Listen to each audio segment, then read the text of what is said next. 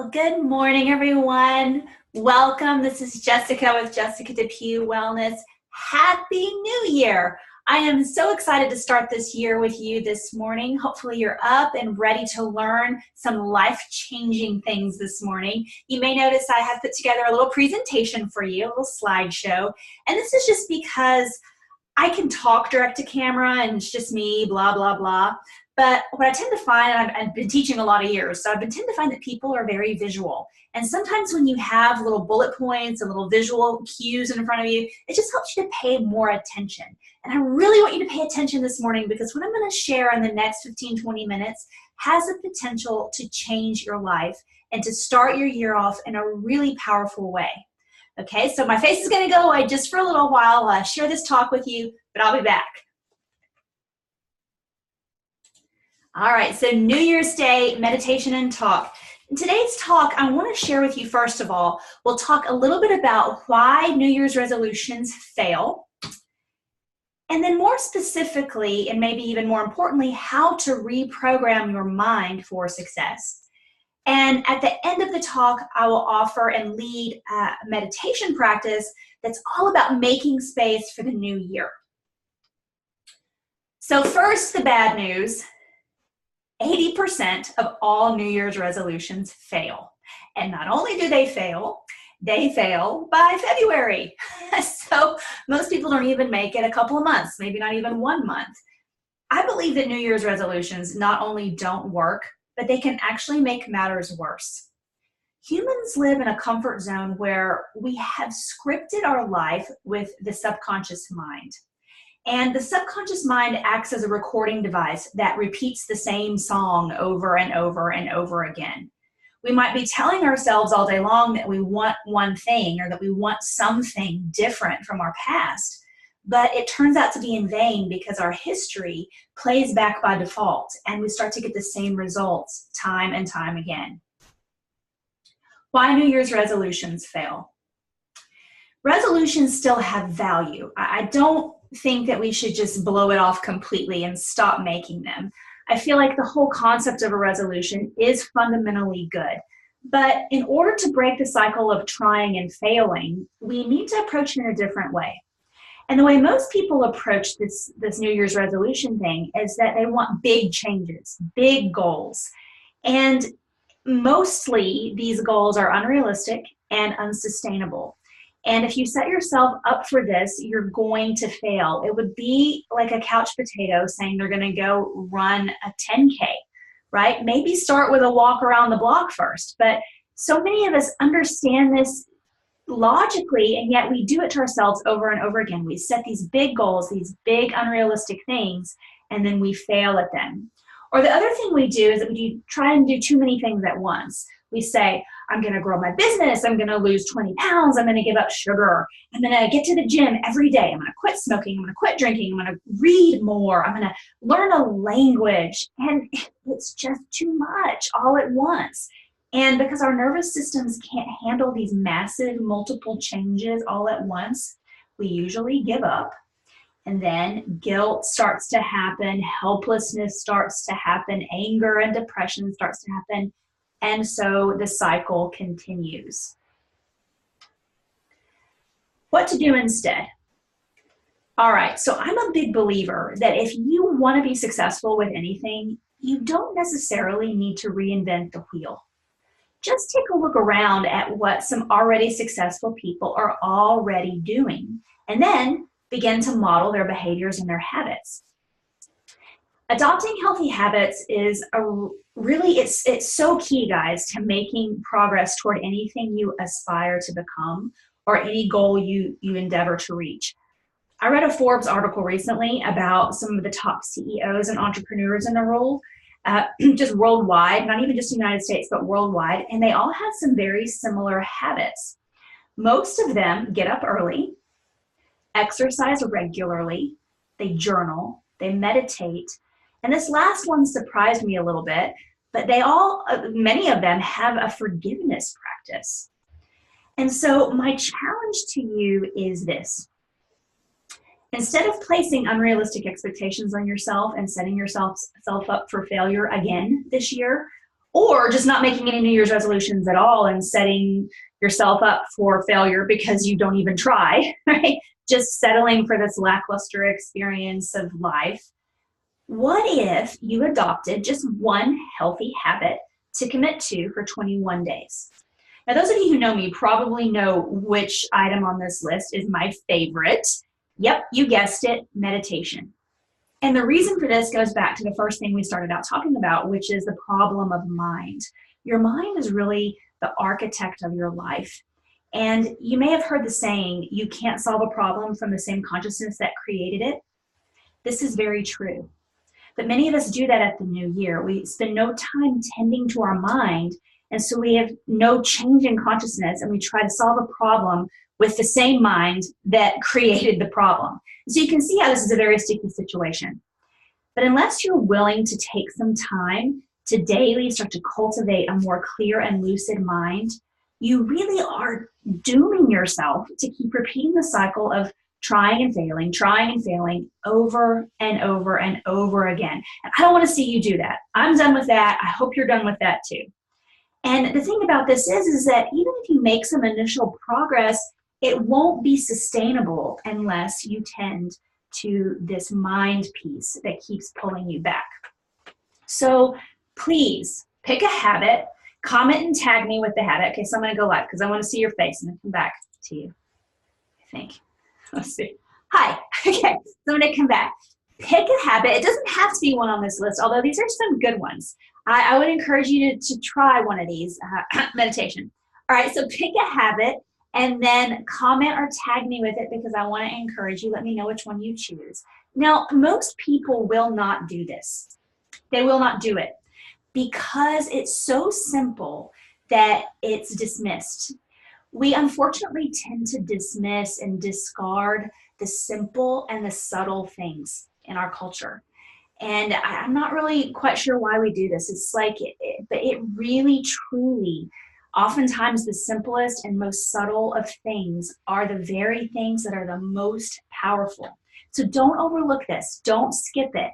And I really want you to pick a habit and stay with it. Okay, so I'm going to share with you a quote. I'm going to go away again because I want to show you this quote. All right, so this is from Pandit Rajmani Tiganaya. He is one of my teachers, and he's my teacher's teacher. And he says that the Dharma of the 21st century demands that we first make a qualitative shift, a qualitative change in our minds. And if you're not familiar with the word Dharma, that's just a way of saying duty or purpose. So we are called to make these shifts in our mind first. It really is the time to start to do this and to stop repeating these worn out patterns. And the way that you do that is through meditation. That's the way this really happens. But really, y'all, meditation isn't for everyone. It is really reserved for those who are willing to make a sincere commitment.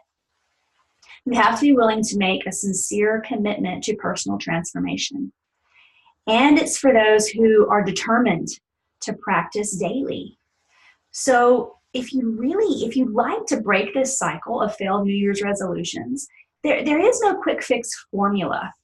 It is this. It is the tending of your mind, the tending to of your mind. And it is finding ways to once and for all bypass and get clear around the things that keep holding you back in your own mind. And I'd really like to encourage you to consider adopting a daily meditation practice. And if you're curious that you don't really know where to start, please message me. I've got some great free resources for you and some cheap, affordable resources for you. Or you can even just use this practice that I'm about to lead here in a minute, and I'll leave it up for a while so you can have access to it. All right, so my next to first favorite habit on that list is the forgiveness practice. And this is because energetically, we really can't allow space for anything new until we release the old grudges and resentments and stories. It's like if you've ever been to the grocery store and you have all this fresh produce and you get home and you open your fridge and you see that there's nowhere to put it. This happens to me. This happens to me all the time. Get home, you got your groceries, you come in and you open your fridge and you're like, oh man, it's full. So what do you end up doing?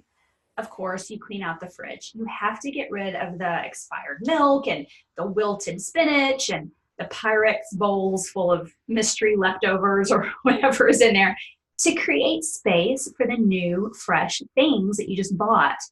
So that's the meditation I'd like to lead you through, is a forgiveness practice. It's not a goal-setting practice or an increased inspiration practice or positive visualization practice, although those things have value. It really is important to start with this forgiveness piece, because until you clear the canvas of your mind and your heart, there can be no room for anything else. We must make room for the good. So take a minute, please, and sit tall and just find a place where you won't be disturbed. This is only about an 8-minute practice.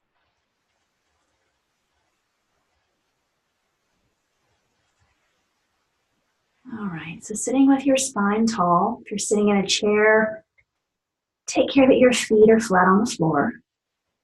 And place your hands on your lap or your knees with your palms face up or down, whichever feels most comfortable.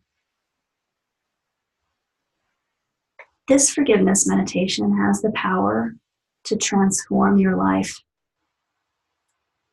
When you let go of the negative energy that you're holding on to, your ability to manifest your goals will become effortless. So take a minute with your eyes closed. Just become aware of your breathing. Taking a few smooth, comfortable breaths.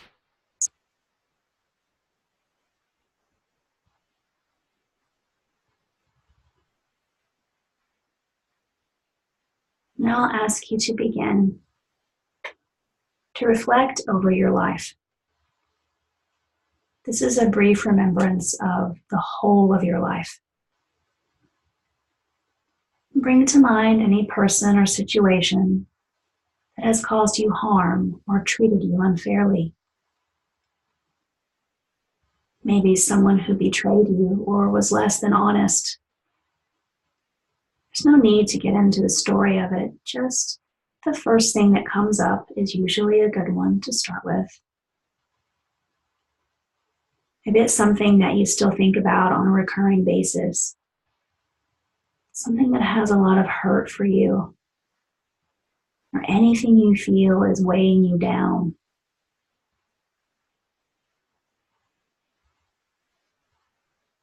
As you think about this particular incident or memory, go deeper into it and imagine yourself being back there. Let yourself relive it for a moment. Hear the words or feel the feelings associated with it. The more you allow the full experience of it, the easier it will be to clear it once and for all. So if you feel anger, fear, sadness, whatever it is, let the emotion come up. Don't be afraid of it.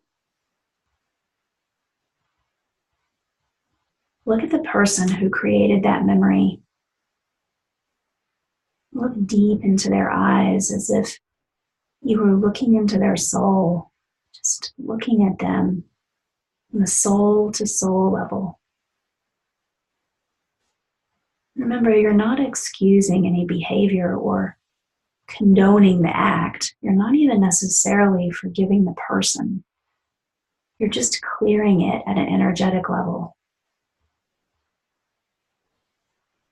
As you look into their eyes, and repeat out loud or maybe silently to yourself, I forgive you. I'm sorry.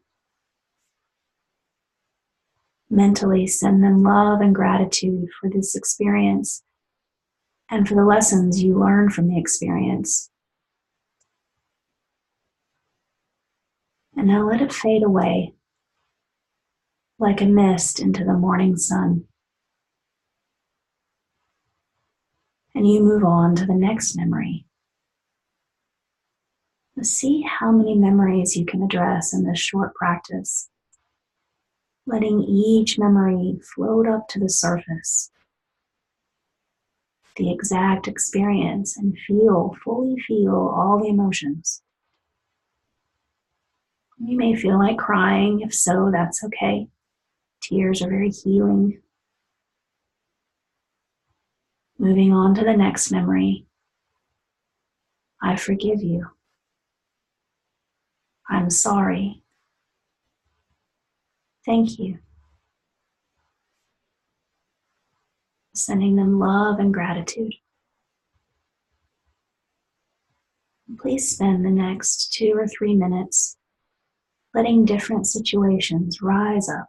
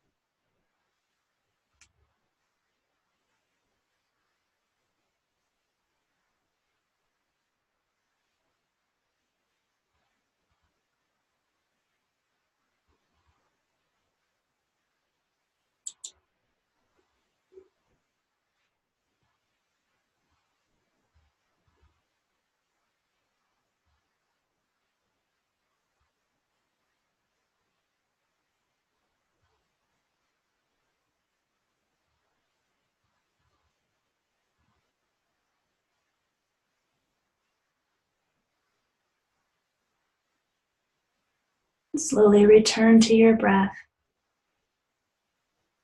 Taking a deep breath in through your nose and exhale through your mouth to sigh.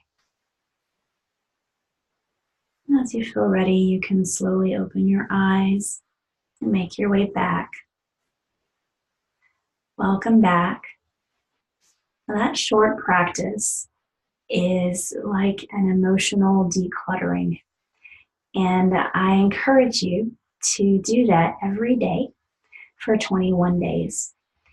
As you do this, you may find that more and more situations come up, or maybe even the same one.